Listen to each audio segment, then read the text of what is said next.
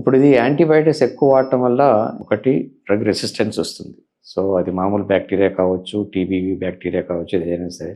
ఈ వైరస్‌ల్లో కూడా ఈ డ్రగ్ రెసిస్టెన్స్ అనేది జరగడం ఉంటుందన్నమాట. ఇప్పుడు ఓసెల్టామివిర్ అనేది మితిమీరిన వాడకం వల్ల కూడా ఒక్కోసారి పనిచేసే వైరస్ అంతకుముందు తర్వాత పనిచేయకపోవడం కూడా జరగొచ్చనమాట. సో, ఇది అనేది యాంటీ ఫంగల్స్‌కి, యాంటీ వైరల్‌కి, మెడికేషన్స్‌కి, యాంటీబయాటిక్స్‌కి అన్నిటికి కూడా ఈ డ్రగ్ రెసిస్టెన్స్ వచ్చే అవకాశం ఉంటుంది.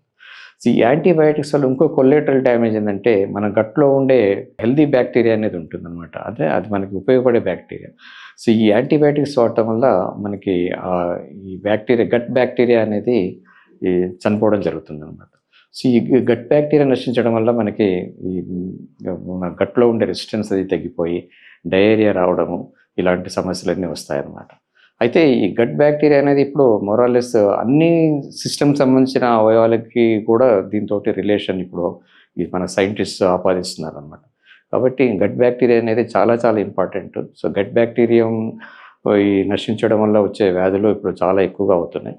కాబట్టి మన యాంటీబయాటిక్స్ వాడకంలో ఇది కూడా ఒక ముఖ్యమైన విషయాన్ని మనం గుర్తుపెట్టుకోవాలి. మెడ్ ప్లస్ లో అదే మెడిసిన్ అదే క్వాలిటీ, మార్కెటింగ్, డిస్ట్రిబ్యూషన్, ఇంకోటి అంటూ వీళ్ళకి అదనపు ఛార్జీలు ఉండవు. అందువల్లే 50 to 80% డిస్కౌంట్ లో మనకు అందిస్తున్నారు.